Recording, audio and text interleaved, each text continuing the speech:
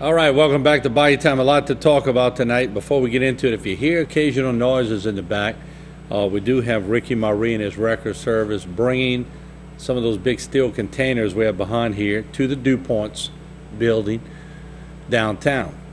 You might have heard we have acquired that building from Greg and Manal Fake. We're going to be moving HTV to downtown Houma.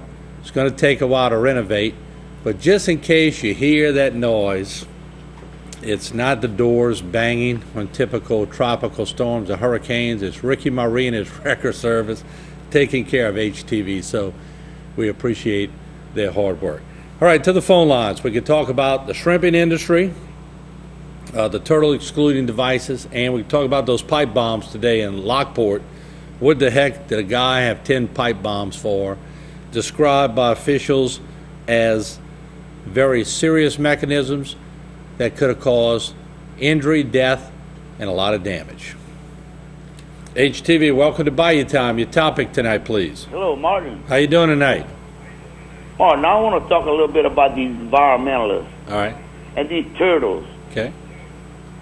Look, them turtles originate out of Mexico, about 1,000. These environmentalists, these poor shrimpers catch 100 over here, 200 in that trolls. They want to stop them from shrimping. Why don't these environmentalists, instead of all that money they're spending delegating to stop the trollers from trawling, take that money, go to Mexico, pick them up on the beach where they kill them by the thousands, the Mexicans and all. Bring them here, raise them for a couple 100,000, and cut them loose. You know, these environmentalists, they done lost all common sense in this world. They need to put them on Gilligan's Island. I'm serious. They don't want you to drill. They don't want you to troll. Of course, I believe in taking care of our land. But they done lost all sense of pure, deep, common sense. They don't want you to drill, but they want to drive SUVs. Yeah, good point. Good they point. want these turtles. They can go to Mexico and get them by the thousands. Them turtles don't originate from the United States. They come from Mexico. And of course, while you're talking, I do offer the other side. If you are a turtle lover and an environmentalist and you want to challenge anything, we offer that on Bayou Time. That's the right. Other side. Yeah. If they believe in all this, we need to put them on an island. They don't love oil. We don't need oil. They don't need electricity. They don't need gas to heat their food up. They don't need turtles.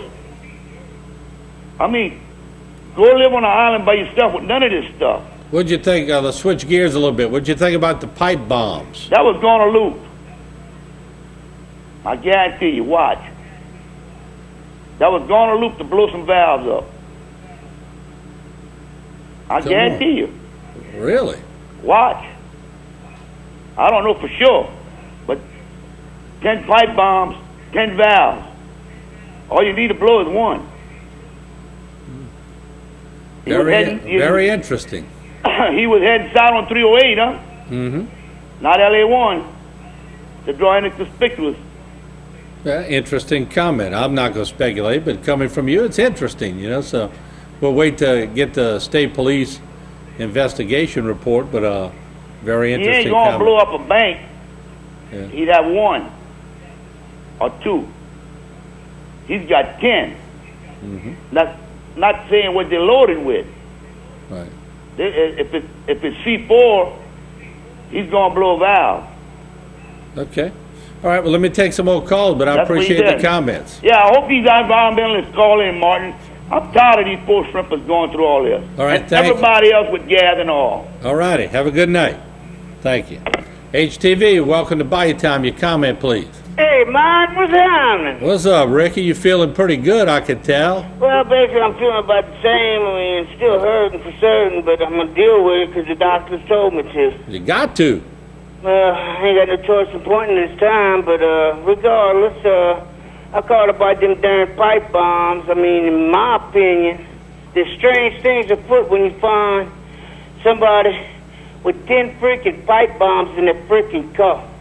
I'm telling you, somebody wanted to do some damage. I don't know what's going on, but I'm glad they caught that idiot, and I'm glad he freaking wrecked.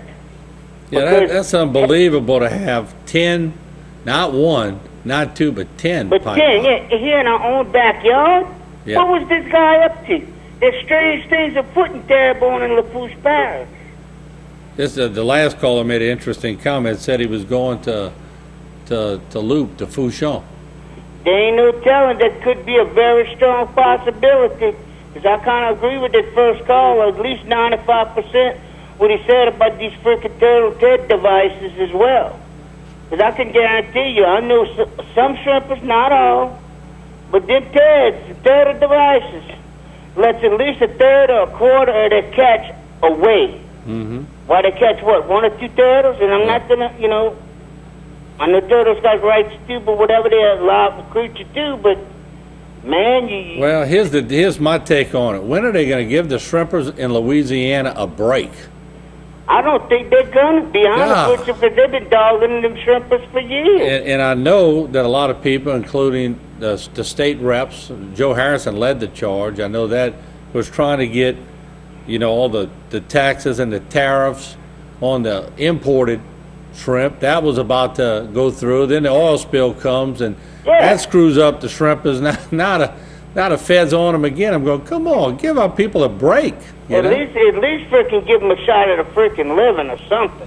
Well, it's a shame, but you know we got to start taking up for our shrimpers, because we're losing a lot of families that have been in the business for a long time. For years. And it's, you know, these feds. Look, I'm all for saving wildlife too. Straight up. But are we going to kill a whole industry because a few turtles are getting killed? And I mean, you know, it's almost like we're going to take human life over a pelican. And I'm tired of all this environmental stuff when it gets a little too extreme. Well, it's like the first caller said, they're so ridiculous they should be on an island, you know. But I want to thank you for putting the weekend review package together, because it's like I said about all the politicians. I mean, it's just like this. If they do work together as a cohesive unit, you can see what y'all can get done, don't y'all? And I'm talking to your politicians out there. Hello. All right, I got one final question for you. I want to have a little fun tonight.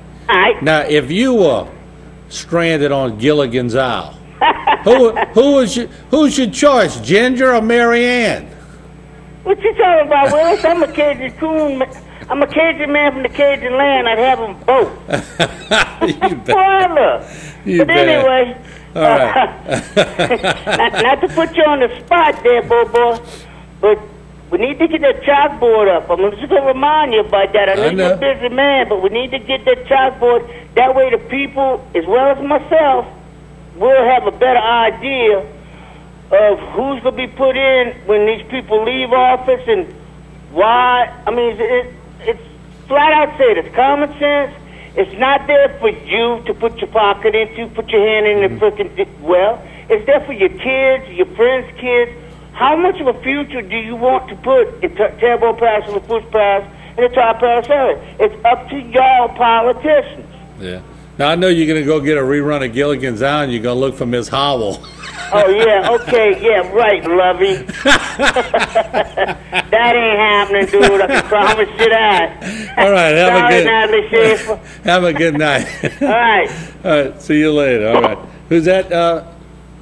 We have Joe Harrison on line one. Good. Joe, I was just talking about you as far as the shrimping industry. Good to hear from you. How you doing? Good. How are you? Doing pretty good. What's your take on it? Give me a little update. Well, Martin, we had the big protest in Baton Rouge just over a week ago where the shrimpers came in. And we've been trying to get as much attention to this as possible because this kind of came under the radar. NOAA and one of the ladies with NOAA, which she's one of these overboard environmentalists, is trying to fabricate information to say that our shrimpers are killing turtles, and that is not true. That's absolutely false. Okay. What we're doing, we're going to have a conference on Wednesday with Congressman Fleming, who's the head of that committee. Congressman Landry, and also David Bitter's office and two other people from the other offices, Mary Landry's office, that are going to be involved in this. Mm-hmm. We're trying to get our Shrimp Association people are going to be there, and a few others. We got to get to the bottom of this. This is a real threat to us. I mean, since Katrina, we have lost about almost 2/3 of our total shrimp, commercial shrimpers, and that's really kind of killing our culture and an industry that we can't afford to let go. I guess that was kind of my prelude to all of this. If we allow the feds, and I'm glad I have you on the phone, because if I think we think alike on this. If we allow the feds to knock out an entire industry, I mean, then we have no choice but to bring shrimp in from the outside, but we really lose a whole lot more than that, don't we? We lose really the base of what our area is all about, don't we? Well, that's true, and I've said this often. Unfortunately, I think our worst enemy is our own federal government. They don't have turtle excluders on any of the countries that are importing shrimp into the United States, and that should be mandated at least equal to what we're doing right now with our turtle excluders, but not to put it on our skimmer boats. That'll kill our industry. Yeah, because, and I think maybe one of the callers previous said, those skimming the TEDs, don't they lose a whole bunch of their catch just having that on anyway? Absolutely. This is the safety danger is something I'm concerned about, because the weight of the TEDs in a small net like that could actually pull it back into the boat now. Okay, all right. So there is a safety factor there that we're looking into, and we're trying to do as much as we possibly can right now to combat this. And you said it earlier, it's like it never ends. Mm-hmm. It's the the imports that we've been fighting for the last couple of years. We finally beat them in court. Well, you had the train roll. I said this earlier. You had the train rolling. I can remember having you on several Bayou times, and you had all these meetings going on. You had people changing laws. You had all this. Then the oil spill happened, and it threw them for a loop, and everybody sort of redirected to the oil spill. But you were right on the verge of getting a bunch of good stuff. So I guess it just got to refocus now, don't we? We do, and the key issue is really getting the kind of market support that we're going to need to be able to make sure that our shrimpers and the processors and the whole industry as a whole is going to be healthy enough to survive the short price that we're going through right now, and be able to supplement our people through via the BP money, and make sure that they're not going to go under as many of our previous shrimpers have over the last couple of years. We have to maintain this industry. I've never seen an industry picked on, I think, as much as the shrimping industry. Have you? Have farmers been picked on as well? I know farmers have been through rough times, but sure, they seem to always be picking on the shrimping industry, or the oyster fishermen or something, It's big money. If you'd have seen the people who represent the importers, and they were the biggest law firms they have in Washington.